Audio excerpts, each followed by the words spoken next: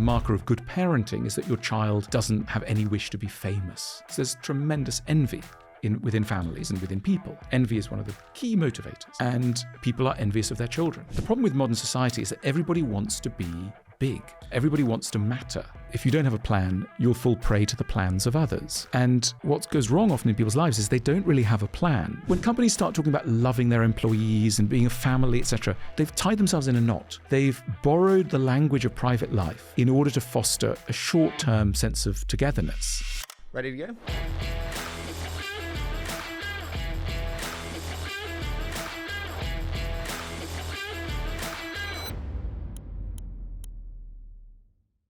Alain, I'm so excited to make this happen. I'm probably one of the biggest fans of your work. So thank you so much for joining me today. Thank you so much. Thanks for having me.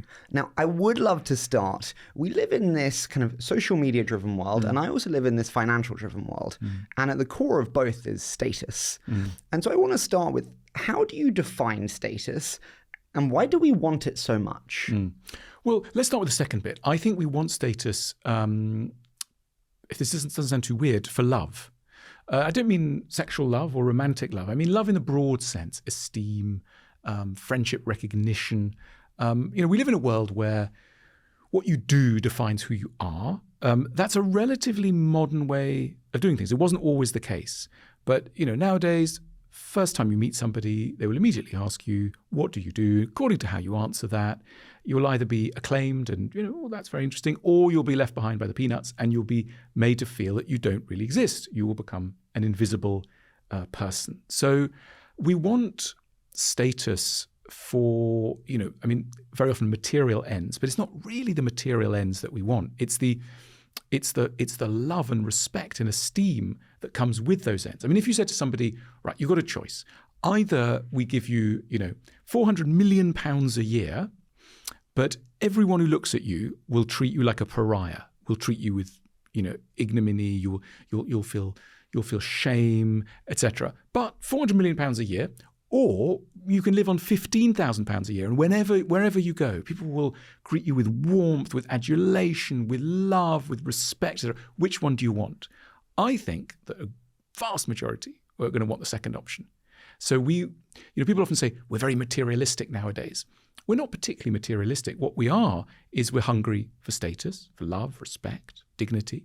And we live in a world in which that status is available via the acquisition of material goods. It's not really the material goods. I mean, I'm sure you've had people sitting in this chair who will tell you again and again, I'm not doing it for the money. And of course they're not. They're not doing it for the money. They're doing it for the love. Is the status element like a lack of respect for ourselves? Like we need other people to recognize us because we don't recognize ourselves as being good enough? Yes. And of course people are different in the amount of estimation that they have independently of others. So we all know people who are fairly, we call them robust. In other words, they don't fold simply because the crowd is not acclaiming them. Sometimes they might even be emboldened. They might feel thrilled by the disdain of the majority. But they can maintain self-belief despite an absence of adulation. And then we know at the other end of the spectrum, people who will literally not be able to choose what to have for lunch without aligning their taste with yours. So worried are they about the consequences of in any way diverging from the views of others. We call these people pleasers, yes men or women. These are people for whom any departure from the external verdict is going to be extremely dangerous. And on the whole, psychologists would argue, and I think it's almost common sense, that the amount of independence that you're capable of in adulthood is directly related to the amount of love and esteem you were given as a child from people who esteemed you for yourself as opposed to for anything that you did. So, whenever you see a very robust individual who seems not to care what others are thinking of them, probably there's somebody who early on said to them, doesn't matter what everybody thinks, you're my prize little bunny, or whatever it was. And they were 3 years old, and it stuck, and it gave them a kind of psychological armor which has lasted them into adulthood. Tremendously valuable. Is this worse than ever before because of social media, because of likes, the counting of likes, the wider recognition of, oh my gosh, it got 1,000 likes, it went viral? Is this worse than ever today? Probably is. It's been getting worse ever since we moved to large cities, which, depending on what part of the world, it's an urban phenomenon. It's a modern phenomenon. It's whenever you dislocate people from settled village, rural life, where people are essentially defined by a much narrower, much more stable group of people. They'll go, and also there's a limit to your achievement. So the sky's not the limit. It's like you're going to roughly do what your parents did. These things keep a lid on some of this restlessness. So I think, the defining mood of modernity, hyper-modernity, is anxiety. Your business generally thrives. What we mean by anxiety is an uncertainty about the future, both in an exciting and a worrying direction. But the point is the future is uncertain. We no longer believe that we live in cyclical time. For most of history, people have believed in cyclical time. In other words, that history just repeats itself. We don't believe that now. The seasons may repeat themselves, but that's about the only thing that does. Everything else, think of the way the media is always reporting the new, the novel. And this has kind of coloured our deep insides and our psyches. And yes, so are we more restless than ever before? Are there more causes of anxiety than before? Absolutely. All the indicators suggest that's the case. That's why everybody's scrambling around thinking, okay, it's the paradox of modernity. We are richer than ever before, but more restless and anxious than ever before. Do you agree with the removal from cyclicality of life? Ray Dalio has written a book in terms of how we look at, I think it was 1917 Spanish influenza and COVID, and actually, although COVID seemed completely unique in terms of its impact on humanity, actually it's cyclical. And there was another one in the 1700s. And is this actually still within cycles? Well, I think in many ways, yes, but also it's tremendously helpful, I think, for us as individuals to look out for these patterns because it simplifies life. As we know, whenever you see a pattern, what you're essentially doing is removing the unfamiliar and the possibly dangerous from a situation because you're thinking, oh, okay, I know what this is going to be like or what this is like. I mean, we get this with people, don't we? After a certain age, you think, I've met this person before. Of course, you haven't met exactly that person, but you met someone a bit like them before because there are only so many human types. And ultimately, there are only so many human situations in many, many cases. I mean, they say, literary theorists like to say there are only 8 stories in the world. There may be 12, there may be 15, but there are not 1,000. I think that's the point. To be able to spot these patterns, I think calms us down because one of the ills of the modern age is this belief that we are always in unparalleled, uncharted waters. And that's an exhausting and I think untrue perspective on things. I mean, for example, people were filming at the time of the American election, a lot of doubts about where America's going, etc. A Roman historian would go, oh, we've been here before. The teetering between empire and republic and empire, decadent rulers, the pressures of, the provinces on the center, the draining of discipline. We've been here before. There are patterns. And historians of ancient China would go, well, again, we've seen these things before. So, the human animal doesn't change. Our constitution is the same now as it was thousands of years ago. And that puts a cap, really, on the amount of novelty that we're able to build. We build a lot of new tools. We are tool builders. We always have been. And our tools are getting ever more ingenious, complex, etc. But the people using these tools remain, beautifully antiquated. When you speak about kind of the anxiety that comes from the ambiguity of not knowing what's to come, I think as a leader today, right, well then I must be clear. I must be very direct and know the answer and show the way. The trouble is I don't always know the answer. And so should we be confidently directing the crowd even though we don't know the answer? Or is it okay to say, I don't know? Of course. I mean, Socrates, go back to ancient Greece, Socrates, apparently the wisest man in the ancient world, was asked, on what basis his wisdom rested. And he said, because I know that I don't know. And so unlike, his whole the birth of Western philosophy is the idea that by admitting and sensing one's ignorance, one can actually make progress. That the enemy of progress are people who think they know the answer. And that has to be the case, that in many situations that a naive inquiry is often the gateway to serious discoveries. And people who are leaders in their field often have about them a courage in asking the so-called obvious question, which isn't obvious at all. They're able to put themselves in the shoes, and they're able to inhabit without shame the position of someone who doesn't know, doesn't understand. So they might stick up their hand and go, what's everybody saying? We think we know what we're talking about. Do we? And questioning from first premises. These are often very useful moves. It goes back to the element of status and others' perception around you and how you think people will think if you ask the question of what is a very basic or not a basic question that you are fearful of asking. Is it bad to be status driven? I think bad is a loaded term. I think it can make one. It can be quite exhausting, because if you think about what you might need to do in order to get status, it may not be in line with what you in other parts of your personality are after. So it can be an exhausting and slightly futile pursuit. Also because, as we know from anyone who's sought fame, which is kind of the extreme end of status seeking, fame generally doesn't deliver on its promises, because what the fame-seeking person wants is love, respect, dignity, and what they find instead is envy, insecurity, backlash, etc.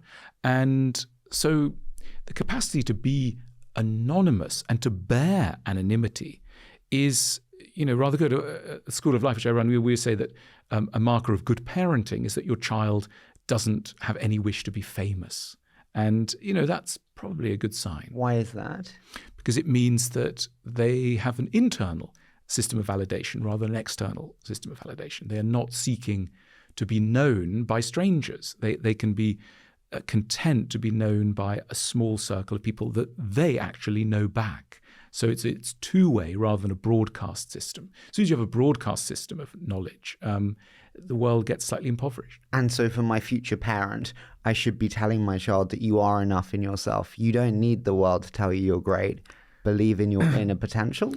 Right. I mean, it then raises the question of what's legitimate ambition as opposed to what's status-driven ambition.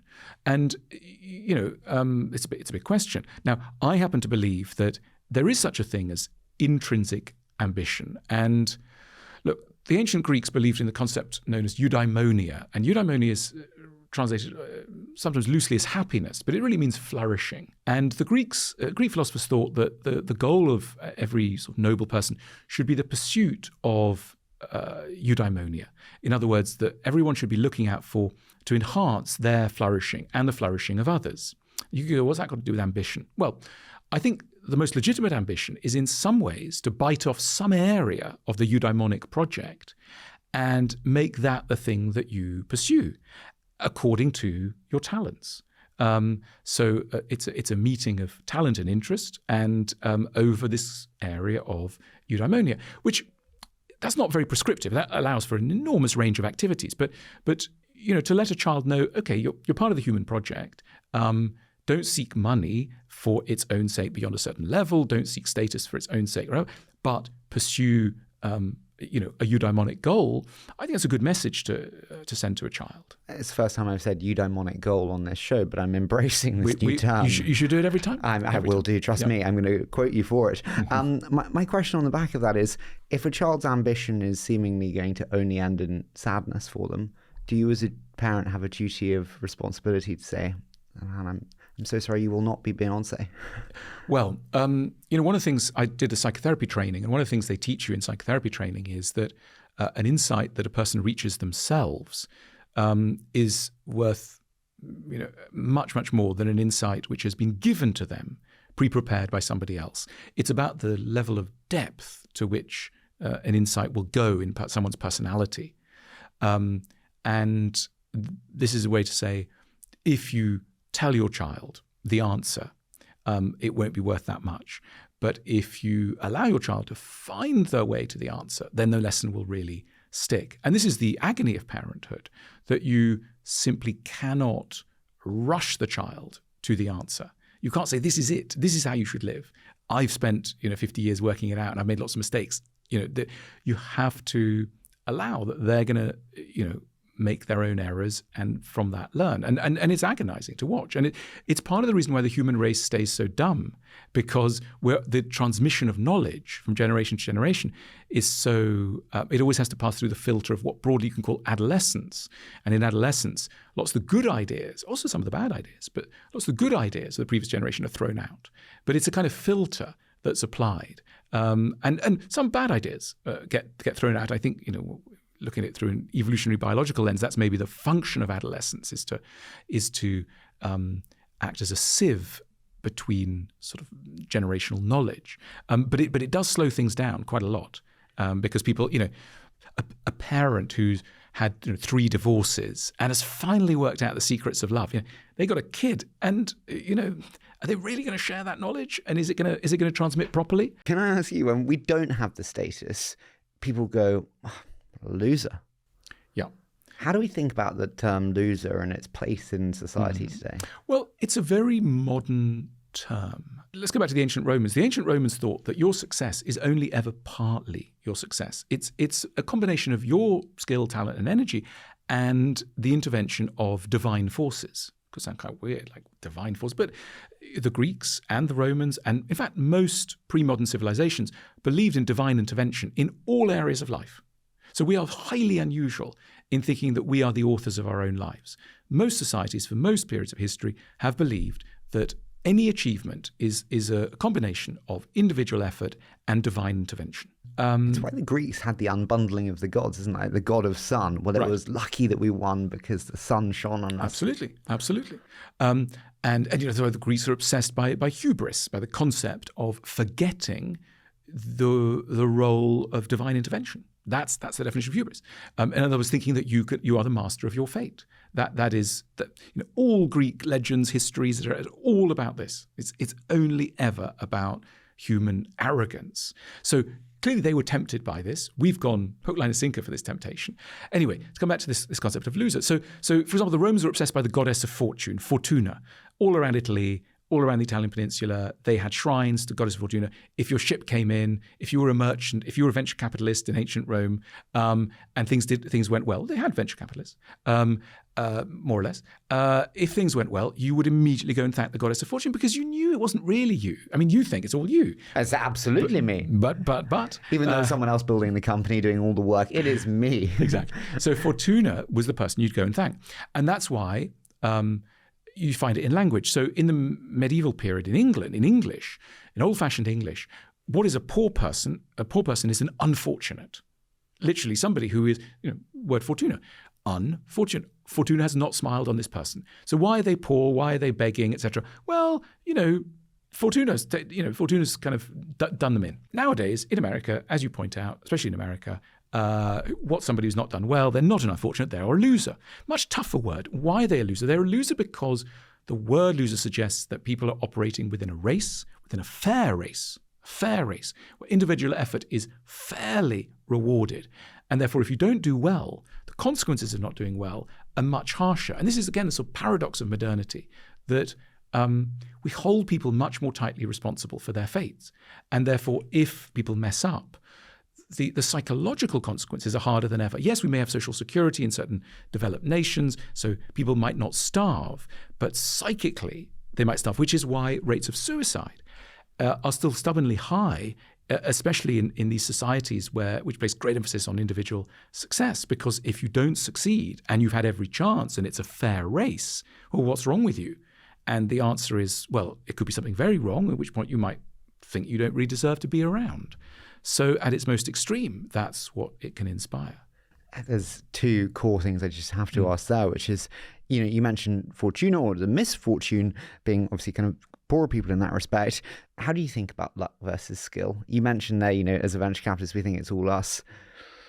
If I'm honest, Alan, I do think I have heart palpitations, I have psoriasis, I'm aging as a 28-year-old because I've worked every weekend for 10 years and I've given it my unwavering life while everyone else has had holidays and time off. Sure. Is it luck or skill? Look, I would say that in your area of the world, it probably, look, it depends how far you want to draw the lens. You had a certain amount of luck being born to the parents you were born to, in the society you were born to, at the time you were born, etc. So there are these sort of macro luck elements. And, in many ways, you're standing on the shoulders of lots and lots of people, etc. But I want to think about your weekends too, and it's a combination. But I think what psychoanalysis, which is a discipline that I'm very interested in, tells us is that when people do stuff, lucky, favorable and unfavorable, they're often driven by unconscious patterns in themselves that they don't really understand. And, the whole concept of sort of self-sabotage that some people go in for, in other words, a kind of drive towards ill luck. People make their own bad luck. What is that? We might all know people, for example, who, whenever they get close to success, mess it up. And you're thinking, what's going on here? And we might say, oh, just bad luck. But no, there is a sort of drive towards failure, which is a fascinating thing. And frequently, what's going on there often is some sort of relationship that's being played out with a parent or a caregiver from childhood. A lot of parents are not necessarily, some parents are not necessarily that happy if their children succeed, which can lead to an odd situation where people think, I'm not allowed to succeed. If I succeed, I might lose the love of people who depend on me not doing so well. So I better draw back. A lot of people are afraid of their own potency, afraid of their own power, because it might upset somebody in their vicinity. Why would a parent be unhappy with a child being successful? You're thinking in common sense terms. Because there's tremendous envy within families and within people. Envy is one of the key motivators. And people are envious of their children. Very strange thought. I mean, one thinks, surely that's not possible. Yes, absolutely. In other words, people can be threatened by the achievements. There are people who think their children are too beautiful, that their children are too clever, their children have got advantages they didn't have. You have to be fairly settled in yourself to allow a child to have a better life than you had. I know the cliche is that every parent wants that. No, I don't. I mean, my experience does not bear that out. That's a nice story, and it's obviously very true in some cases, but in other cases, no. It's more complicated. The message might be something like, do well, but not better than me, or do well so that you don't humiliate me, but not so well that you threaten me. And so, odd messages are sent down the generations. Very odd messages. Succeed financially, but don't be happy. That can be a message that is sent through. You're allowed to make money, but the price you must pay is you must screw up your relationships, for example. That can be a message that's given by an unconsciously directed message. How is that unconsciously directed? I'm just interested because that would be a message that I would give consciously. I think it comes from the whole orientation. I mean, first of all, let's just accept that things do happen between people that don't have words involved. I mean, it's quite odd because you think surely the only way in which I can communicate with another person is to say something to them, but that's not. Or say something direct to them. But there's lots of indirect ways in which one person can influence another by suggesting what would make them happy, what they believe in. You don't have to, you can talk about one thing and actually be talking about another. And when children grow up in families, the messages are, children get very good at sensing what their parents believe without the parent having spelt it out. You kind of know because there are little micro moments constantly that say, well, if my parent believed this about, how to store butter in the fridge, probably means that they're also going to think this or that about whatever. So, suppositions can be made. And anyway, in that way, messages get sent. You mentioned the word fair, and I did want to touch on that because meritocracy is important. How do you feel when I say meritocracy in society today? Politicians on left and right are very united in the idea that meritocracy is what we want to build. We want a meritocratic society because that seems like the best thing. In other words, a society where, depending on your talent and your energy and your skill, you will rise, and therefore nothing should hold you back. It's opposed to the kind of old aristocratic model of you will rise because your parents rose, and if they didn't, well, forget it. And that seems patently unfair. And it's a beautiful idea. It really is a very beautiful idea. It's a relatively novel idea, but it's also an idea with some difficulties in the tail, sting in the tail. Because if you really believe in a world in which everyone who gets to the top deserves to get to the top, you have to believe in a world in which those who get to the bottom deserve to be at the bottom. And now we're back to the concept of a loser.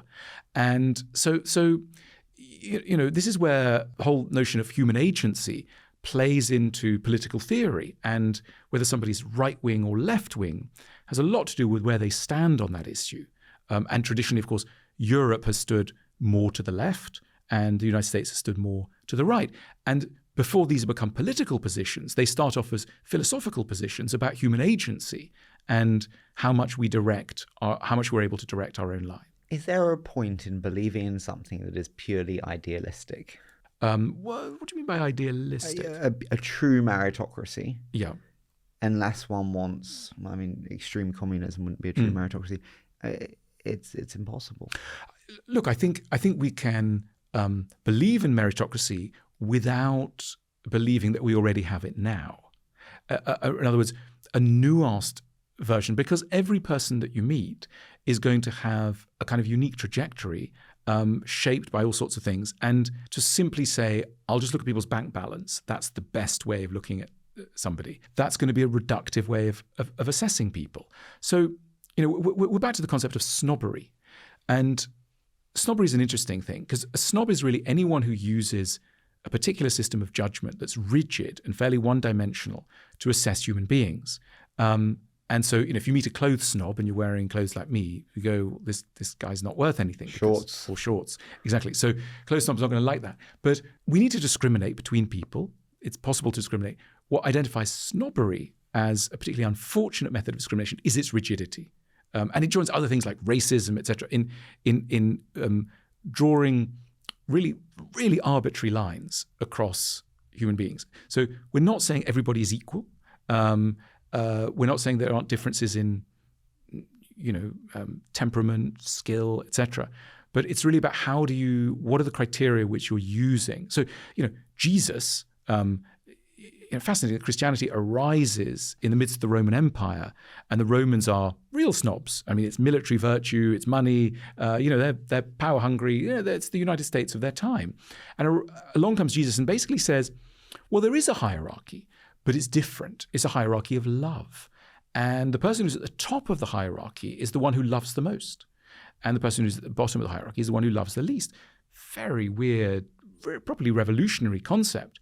I think the Western world is sufficiently bathed in sort of neo-Christian ideology to have a little bit of room for that, to know that there's some bit of the truth lodged there, that when we assess people, sure, we want to know if they're successful, but we also want to know, are they nice? We have a little bit of time for that.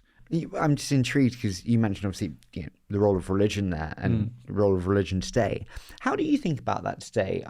I worry that it becomes less and less important in society, and we replace it with idols like Cristiano Ronaldo and Taylor Swift. And I oscillate on if that's a problem or not. I'm an atheist, so the problem for me with religion is that it's not true. And at that moment, most people throw it all out and think, well, because it's not true, it's got nothing to teach us. The problem is that religions down the ages made a lot of maneuvers that are tremendously valuable, and simply because the supernatural claims of religion have turned out not to be verifiable, that doesn't mean that everything that religions were involved in has no meaning or no value. What do you think is the most valuable feature that religion brought? Well, I think that it relativized humanity. It placed human beings within a broader context. And so, in every pre-modern society, there is something that's non-human that's greater than everything human. So even the king or the queen is secondary to the god or some kind of supernatural force. Now, you might say, well, who cares? What's the point of that? Well, what it does is relativize everybody.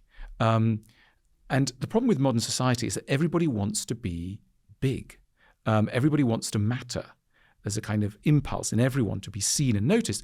And there's constant, therefore, humiliation. And so people are constantly on the edge of feeling that their size has not been respected. You go to a hotel and you say, I got my room booked, and they say, well, I'm sorry, we don't have anyone that name. And you feel crushed, and people don't respect you. You go to a restaurant, you're not treated with dignity, etc. And people get tremendously upset. Or you're in a car and someone cuts you up and doesn't give you the respect that you feel you're owed. And the thing about religions is that they set us in a broader context where it becomes, I want to say, pleasurable to be small. You feel that you're a tiny grain of sand within a vast context, and that relaxes you from the problems of the ego, which, religions have been very interested broadly in the problem of the runaway ego. Buddhism especially, the idea that the more that you can see yourself as evanescent, immaterial, etc., the calmer you're going to be. And it's the constant striving to matter and to feel that you are immortal that is at the origin of unhappiness, or as Christianity would say, sin. That's sinful, that the only thing that's eternal is God and God's love. And therefore, if you're trying to ape that, your soul is going to be sick. So if that's kind of a feature that actually relativism within society and where we sit, what's the worst thing?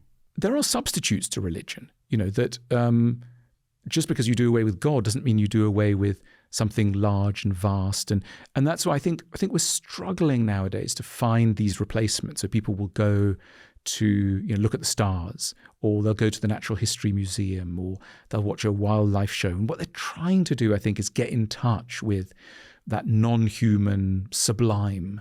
And we struggle, but I think that's an impulse that people have. But you were asking another question, which is, what's the worst thing about religion? Yeah, if that was the feature that religion brought, the good thing that it brought to society, what is the rub, so to speak? What is the biggest downside? Well, I think religious ideology is terribly prone to engaging a side of human nature which is really unfortunate, which is around authoritarianism, dogmatism, black and white thinking, friend or foe thinking. Religious ideology can get very enmeshed in these really unhelpful ways of treating human beings. You said binary thinking there. I feel like everyone today has to do meaningful work, and all my work needs to be meaningful. It seems 300 years ago, people did not look for meaningful work. They were quite happy just doing the farm work, and that was okay. My first question is, what makes work meaningful? Well, I think that meaningful work is really work where you can feel that in some way, through your labor, you are either reducing the suffering or increasing the pleasure of another human being. And if you feel that, then your work feels meaningful. So let's think of some examples, right? So let's say you lay down wooden floors for a living, and at the end of the day, you can look back and your floor is, you made a wooden floor. Someone walks across it. It'll be satisfying for years, decades, hundreds of years. That's very satisfying. The problem of modern society is that many, many jobs are meaningful technically, in the sense they are bringing a reduction of suffering or an increase in pleasure in people's lives. The problem is scale. The problem is that people work within gigantic organizations in processes that can last so long that people lose the thread. Let's think about football. How long is a football game? 90 minutes, right? It's not a surprise that a game is 90 minutes because we like relatively short spans. It's more exciting, it's more engaging for us if something's 90 minutes. If you imagine a football game that lasts 7 years, that's not going to be a very interesting football game. And also, it doesn't take place on one pitch. It takes place on 140 pitches, and it lasts 7 years, and you're never quite sure of the goal. The goal will be announced in 7 years, but by that time, you might be dead. That's not going to be an exciting football match. And the analogy there is with certain modern businesses. Let's say multinational corporation. You're working for a multinational corporation. You're making a product. It'll be launched in 7 years. It's the work of 10,000 people. You're one bit of that. And you lose the thread. You don't know what you're doing, which is why many modern businesses invest quite a lot of time in what they call storytelling and other such things to try and remind people of what the point is, that why they're getting up in the morning. There is a point, but it's almost, well, once I say an artistic problem, the point is hard to hold on to because it doesn't enter the imagination, in a kind of suitable way. Is this why we have missions? Companies have missions, it could be Facebook, I think it was to connect the world. Zoom is, to make everyone happier. Sure. Terrible mission there. Is that why we have missions, to give meaning to those? Well, I think it's why we have mission statements, because the mission is maybe lodged in the CEO's mind, but it's dropped out of everybody else's mind. And I think what's fascinating is if you ask people who work in large organizations, what's your fantasy job? I once did this. And the answers are extraordinary because people will say things like, I remember the top answers I got once when I asked people were to run a B&B, to retire and run a B&B, bed and breakfast somewhere. Or quite a lot of fantasies around small shops like sandwich shops, bakeries, etc. Why is that? Extreme ownership? Anyone who's run a bakery or run a B&B knows that it's not a walk in the park. It can be meaningful, but it's also pretty exhausting and pretty tiring. The margins are small, etc. So why these fantasies exist? I think because they are examples of work where the benefits of your labor are very apparent to you on a fairly quick timescale. Someone comes in, they're hungry, there's a loaf of bread, you give it to them, they have a nice slice of bread, and they walk out, and you think, yeah, I've done it. So that takes care of the sort of time and scale problem that otherwise afflicts many people in, and this is, by the way, let's always remember, this is the problem of modernity. This is the problem that Adam Smith identified. If you remember, Adam Smith's great insight, 1776, is the division of labor leads to increased profitability. In other words, if everybody does a bit of a task, the outcome will be hugely more productive than if someone tries to do every bit of a task. The problem with that is that if you divide labor, you're also dividing meaning. So there is meaning in the organization, but there's not meaning in the individual soul of everyone on the production line, as it were.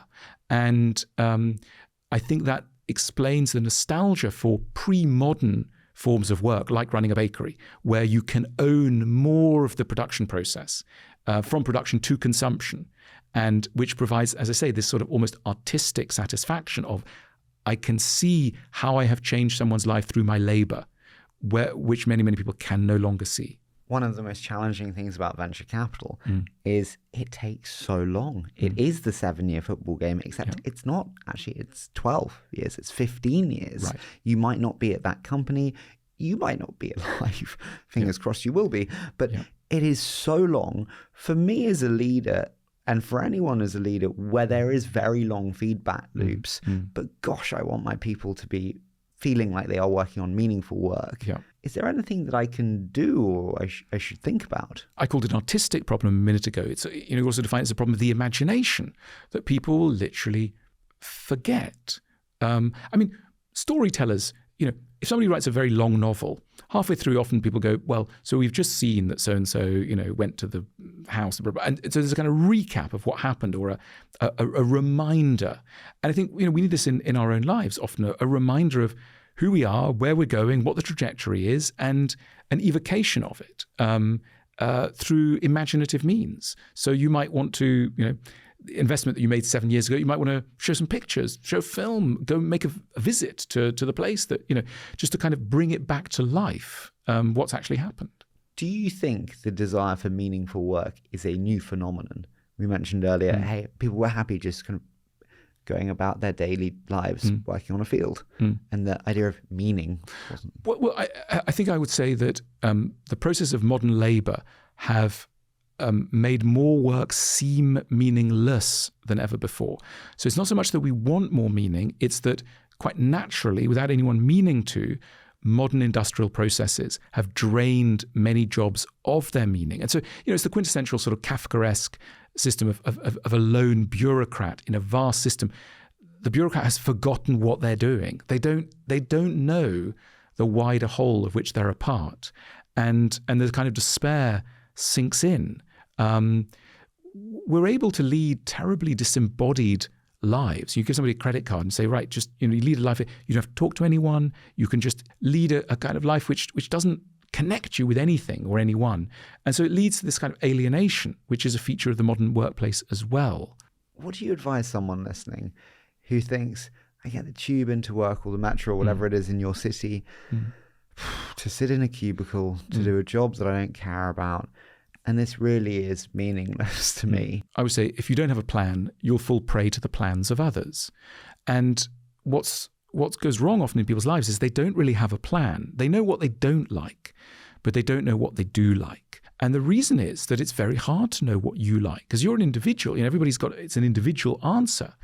And you have to do that terribly difficult thing of kind of getting to understand yourself, getting to know where your interests and your capacities could be plugged into somewhere in the world economy. And that's not an obvious answer. And, people often enter adult working life with a terribly vague sense of what they really want. They can't actually say. They'll say things like, I don't know, I want to be kind of creative. And you go, all right, so what are your plans? Oh, I thought I'd work for a magazine. Oh, right, why do you want to work for a magazine? Oh, it's kind of fun reading the magazine.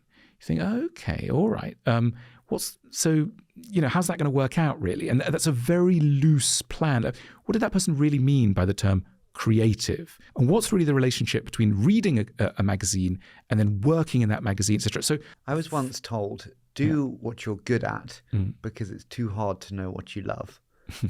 That's a very good one. Yes. Do you think that's good advice? And you'll learn to love what you're good at. But even that is very hard. What are you good at? It's not necessarily very obvious what someone is good at.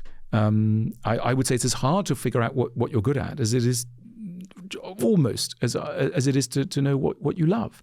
So I think that what we've got to do, the way I think about it is that I think in all of us there's what you might call our true self, a true summary of kind of who we are, where we want to go to, etc.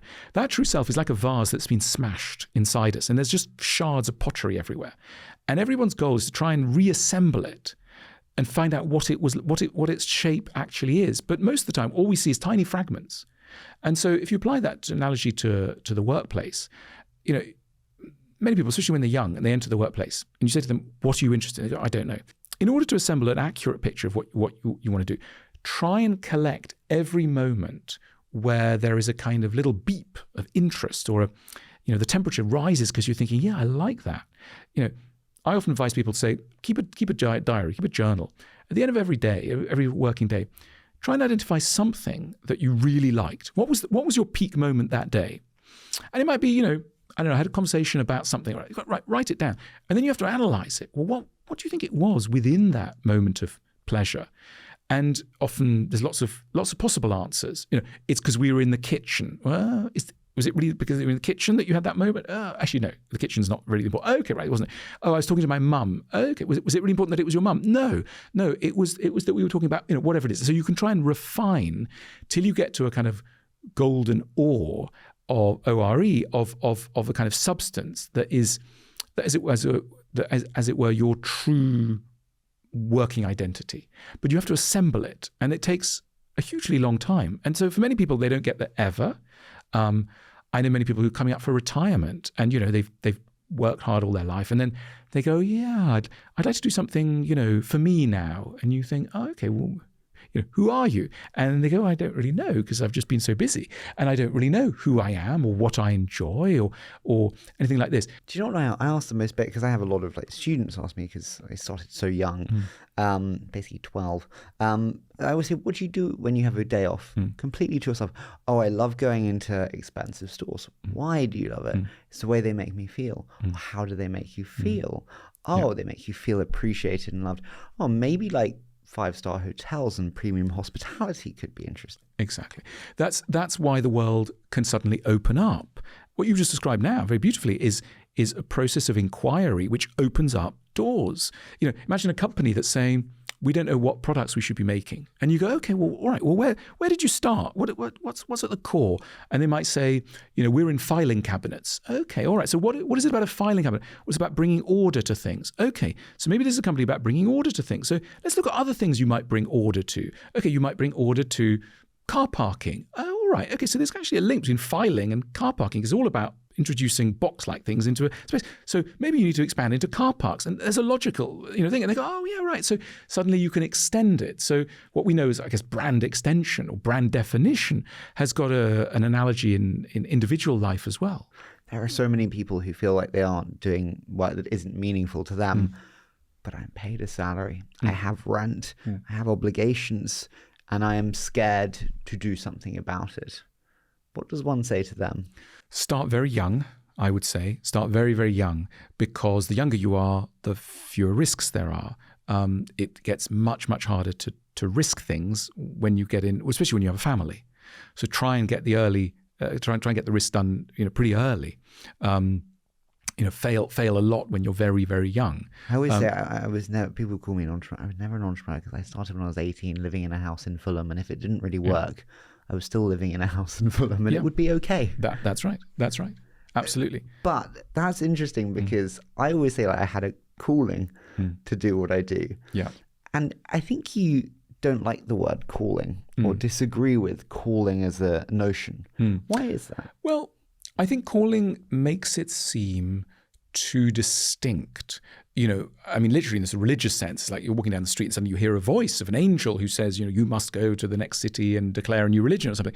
And many people have never heard that voice, and they're still looking out for that voice. Where is it? I think if you tell people, if you're a functioning human being, you're going to hear a voice saying, go and become a doctor, or go and become a priest, or go and become a gardener, they'll get terribly confused because they're not going to hear it. So that's my problem with it, that it's unnecessarily depressing. So rather than saying you're going to hear a voice that's going to say something, I think it's much better to say you're going to get moments of heightened interest. And that doesn't contribute to a job, but like you were saying a minute ago, it's a part of an answer to the kind of job that you should do. But you have to assemble it.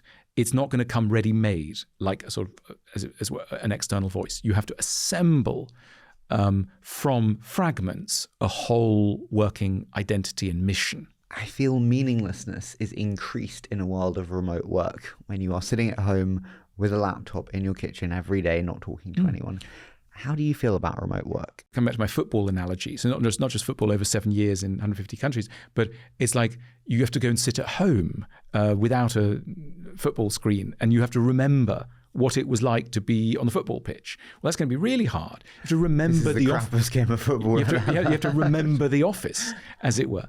And so that's really, really hard. So it further alienates people from their sense of where the thing. But that said, there are many people who are actually quite well motivated. They can see the goal. They don't need a reminder of their colleague. They got the colleagues in their heads. They don't need to see the building. They don't need to see the logo. They don't need to see a particular kind of desk because it's all in their heads already, and they can do it. So they could be by the beach. They could be in the shower. It doesn't matter because they can see it all.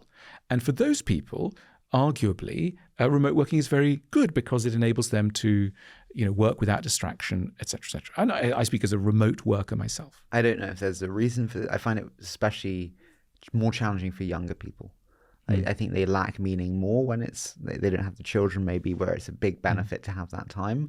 But also, they struggle a lot more in remote work, I find. Yes, maybe it becomes harder for them to think. Literally, same thing. Identity crises are often associated with the younger end of the spectrum. It's like, who am I? Well, there's a working identity crisis that can be spurred by remote working, which is, I trained as an accountant, I took the exams, I'm now part of a gigantic accounting firm, etc. But now it's 12 o'clock and I've been in my room and I'm very far from anyone. And actually, who am I? Am I an accountant, or am I not just a sort of nebulous bit of biological matter on a spinning rock, and I don't really know what's going on anymore?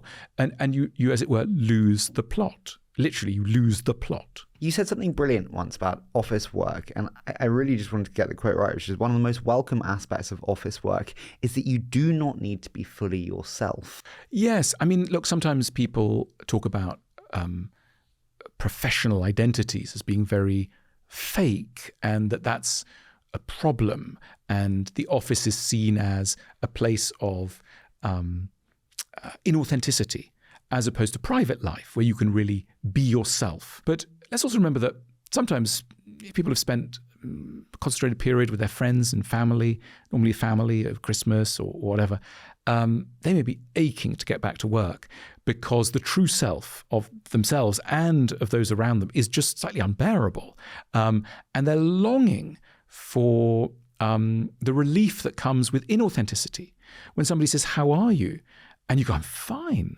It's not true, but thank goodness you can get away with that answer because the truth is so complicated, so arduous, your own truth and the other person's truth, that it might just be not just a lie, but a welcome superficiality. It's so funny because it seems like we've seen the demonization of superficiality. It's this terrible thing. Sure, like how you and look, find... in many ways, in some contexts it is, but let's also remember some of the joys of superficiality. It's like, I'm not going to get to know your soul, you're not going to get to know mine, but we'll have a fairly nice time on the surface, and then we'll part. And that's okay. That could be okay. One thing I really struggle with managing teams today is, should you bring your full self to work? I don't think you should bring your full self anywhere, because if we really think about what your full self is, it includes, infantile bits of you when you were 2, bits of you that are full of rage, bits of you that are full of envy and bitterness and confusion, and etc., and things that are really very arduous to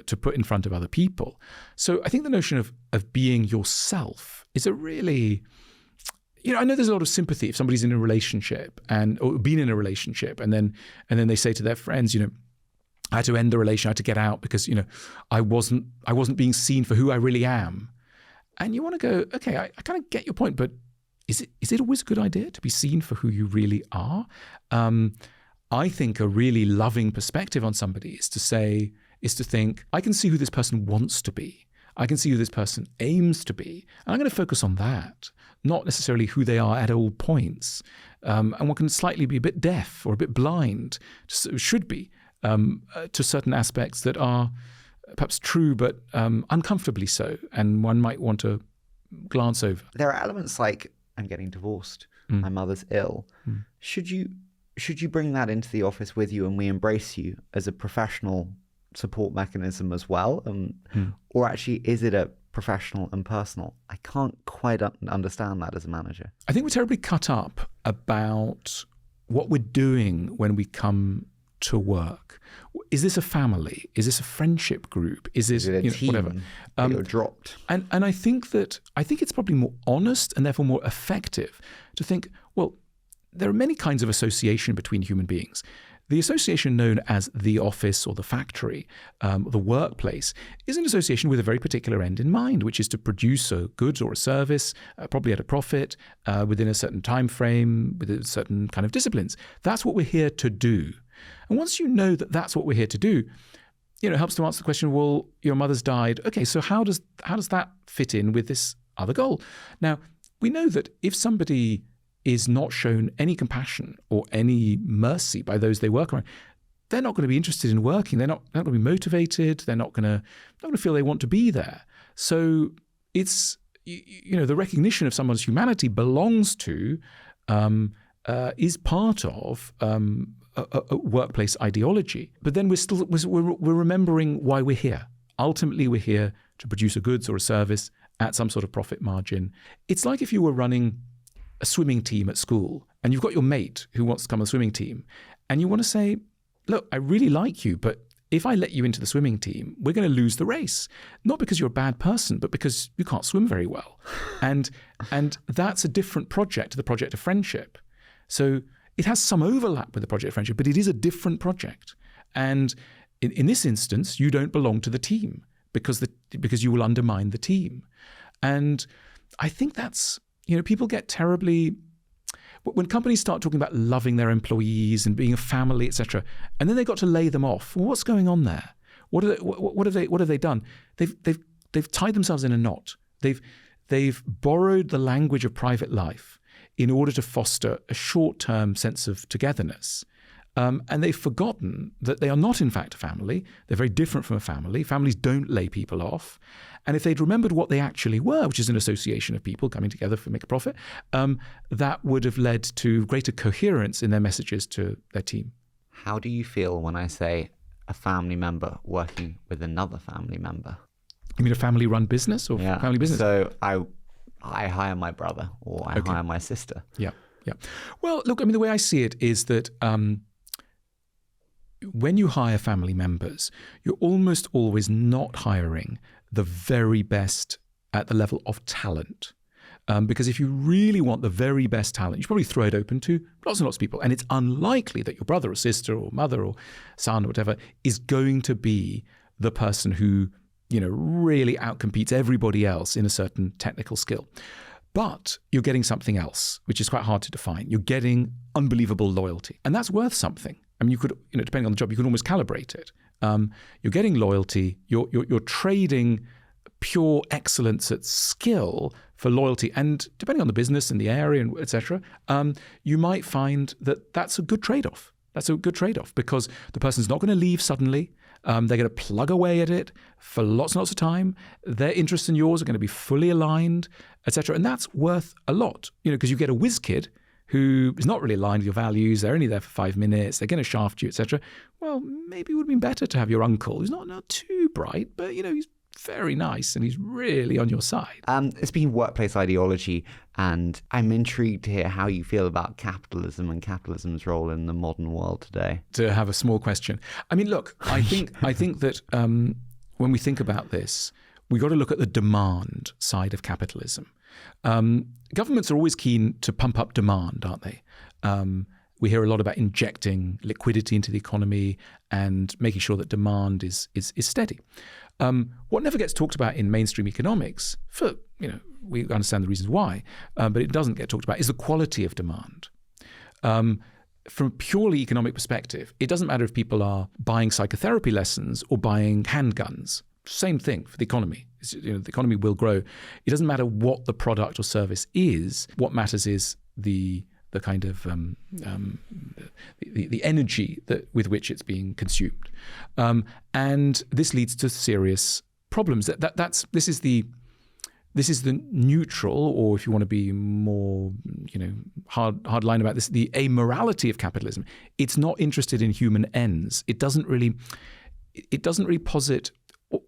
It places an enormous faith in the wisdom of each individual to choose the ways in which they spend their money and optimize their happiness.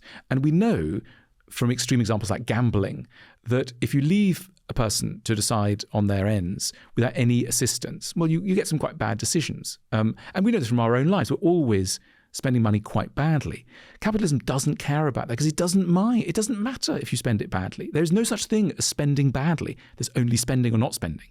And this is where the individual in capitalism, has really got difficulties, because I think a good life isn't just about spending money. It's about spending money wisely. And what we mean by wisely is in line with your eudaimonic goals, in line with your flourishing. And it's terribly hard to know what we should be spending our money on. And there's a giant industry we call advertising, which is all about trying to hijack your desires, your unformed desires, and say, that sort of slightly low feeling that you've got this afternoon, it's because you don't have this car. And it's like, oh, yes, that's right. I am low because I don't have this car. And so what you end up with is, I remember this years ago, there was an advert called Bacardi. It was for Bacardi, and the strap line was, it showed a group of really happy people, like smiling, hugging, and it said Bacardi and friends. And it was a whole thing about Bacardi and friendship. So you look at that advert and you think, the emotional part of you is twigging at the word friends. But, they also know that, that what's really going to drive you is the alcohol. And so you'll end up in your room with a giant crate of Bacardi swinging and no friends. The thing you wanted was the friend. The thing you got was the drink. And that's what advertising does brilliantly. It shows us one thing that we really need, and it ties it up with something that we might desire, but probably don't need at all, and therefore sets us on the wrong track, which is why advertisers are brilliant at showing us happy families and sexy people and happiness, etc. Because it knows that those are the things we really want. You mentioned gambling, the thrill. They often show the excitement, the spinning of the roulette wheel and the euphoria. Totally agree. Is there anything that should change then in terms of advertising if you had a magic wand? Really, what advertising should do is to give us a more honest definition of what bit of human suffering it's actually able to solve. So in other words, the watch is not going to solve your love life. So to show a couple having a happy dinner, that's not right, because there's nothing about that watch and a happy dinner. There's no connection at all. So please don't connect it. And the audience should be trained, should be taught how to decode these adverts so that we don't fall for these things, because we do. We fall extraordinarily. We buy a bar of soap because that soap has been magically associated with calm and order.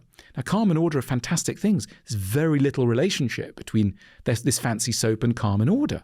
Really what you should be doing is probably taking a philosophy class. But it's not an inherent bug of capitalism, because there's no way I'm going to show my Bacardi with this student sitting alone in sadness in the dark. Well, Harry, let me take an optimistic view. So the pessimistic view of capitalism is we cannot possibly have an economy that flourishes while addressing people's true needs, because everybody will just stay home and not buy anything.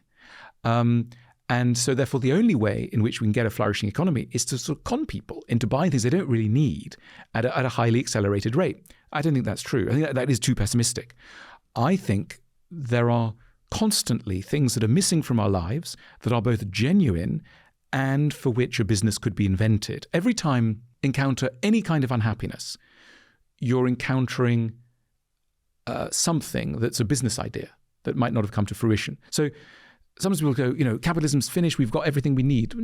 We haven't. I mean, run through an average day. Go through an average day and think of all the things that are missing. Literally try and keep a note. Everything that's missing in your life in the course of an average day. So you wake up in the morning and you're hungry, so you go to the kitchen and you have 17 kinds of breakfast cereal. That suggests that probably you should not become an entrepreneur of breakfast cereals because we kind of got enough. And so that's not great. But a minute later, your partner comes in and they say something in a slightly aggressive tone and you're put into a slightly strange mood. And so 10 minutes later, you're actually kind of annoyed and you're kind of upset. Business idea there. Well, what's the business idea?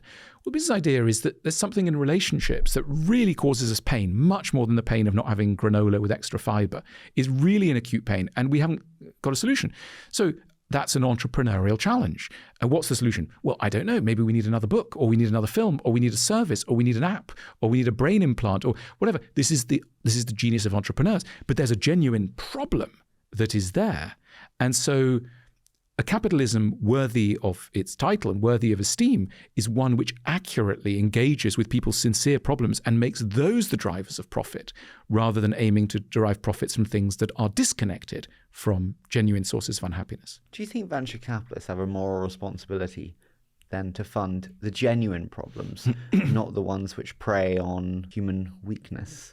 Mobile gaming in particular would be one, for instance, mobile gaming, gambling. You could name any number. Look, I'd say moral loosely, but I think certainly their lives will be more meaningful, their souls will be happier, and ultimately life should be more fun and interesting too, if they're able to identify genuine problems and help to solve genuine problems. I mean, the people in business who I've met who are most satisfied are those who can stand back after a career in business and go, it's fantastic. We solved some genuine problems. We didn't just sell, bubble gum to the under 8s, and they didn't need it, and it wasn't going to help. Or we set up a chain of casinos. I mean, there's something. Yeah, it's going to make money, but it will make money. But it's exploiting human ignorance. We've been told everyone can be an entrepreneur. Do you believe everyone is an entrepreneur, or do you think entrepreneurs are born?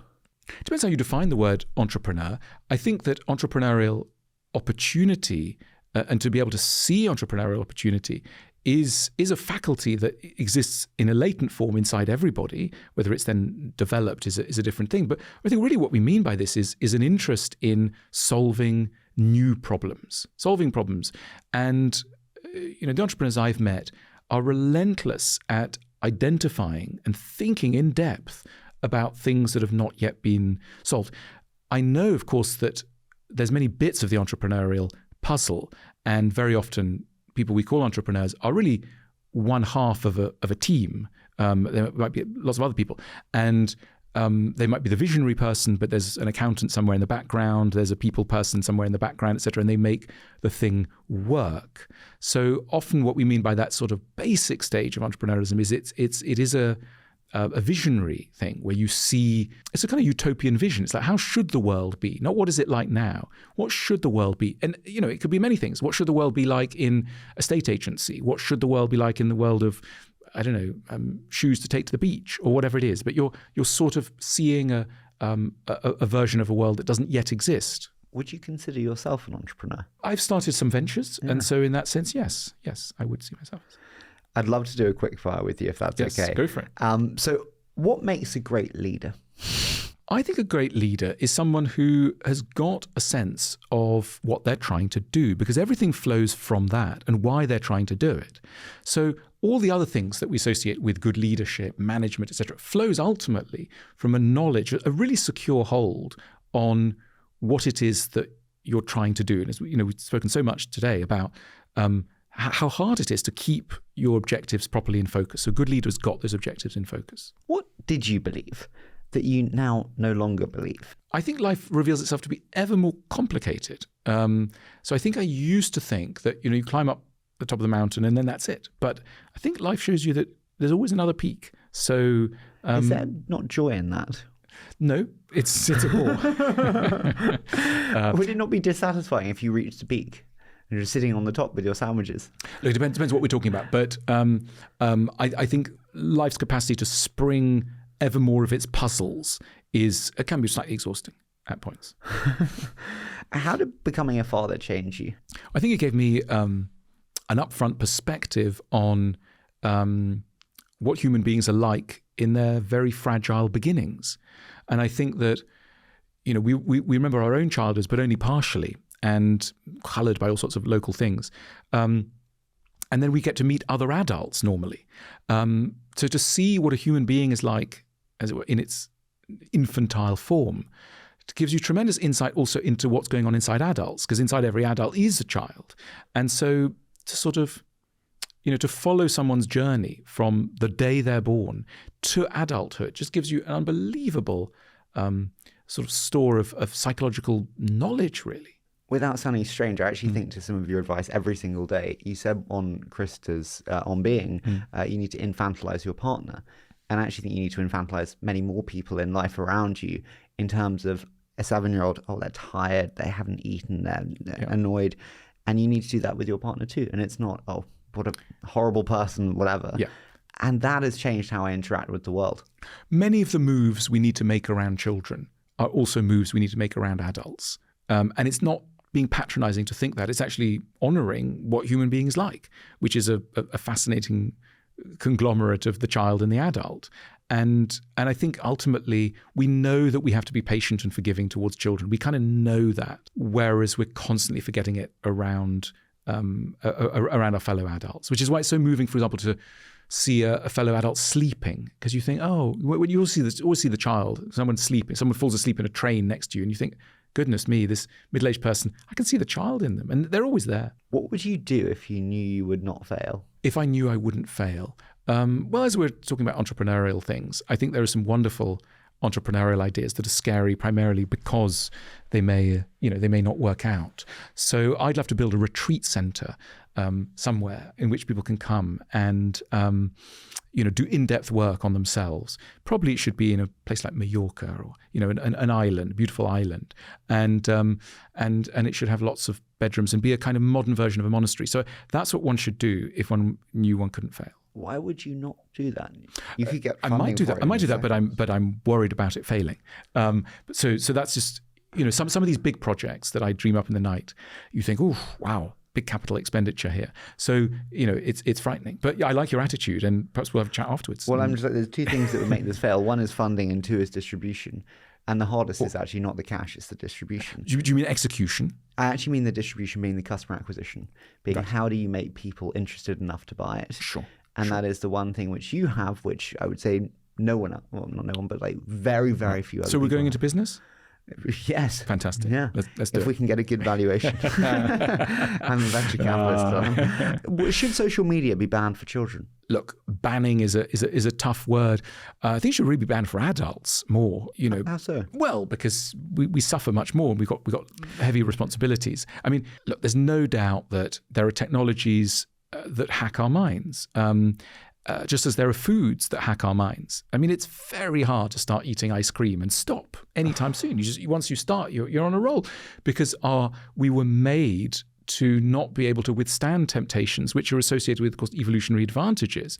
And what happens in modern society is these companies hack into our biology in order to exploit our lack of self-control. And it basically says that humans cannot be trusted. Because if you actually go to my Instagram, it's protein recipes, it's gym routines, and it's clips of amazing people like you which inspire me. I don't have Love Island or any. Yeah, but at certain points, look, it's Ulysses being tied to the mast. Remember the famous story of Ulysses? He's sailing along and he got past the island of the Sirens, and the Sirens are going to chop up his ship, and he says, tie me to the mast, and there is a way in which sometimes we maybe need to be tied to the mast, and someone almost just please remove my phone. If you could have dinner with anyone in the world, Who would you most like to have dinner with, and why them?